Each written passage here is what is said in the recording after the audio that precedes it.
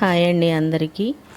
ఈ non veg తినకోకుండా vegetarian తినే వాళ్ళకి ఈ మష్రూమ్ కర్రీ చాలా అయితే ఉపయోగపడుతుంది. హెల్త్ బెనిఫిట్స్ కూడా ఉంటాయి. నాన్ వెజ్ బదులుగా వెజిటేరియన్ వాళ్ళు ఇది తినవచ్చు. చాలా హెల్త్కి ఉపయోగపడుతుంది.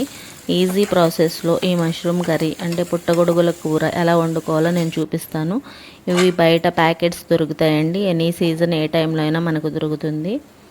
సింపుల్ అండ్ ఈజీ ప్రాసెస్లో మష్రూమ్ కర్రీ ఎలా చేసుకోవాలో లాంగ్ వీడియో చేసి డిస్క్రిప్షన్లో లింక్ ఇస్తున్నాను, షార్ట్ వీడియో కింద.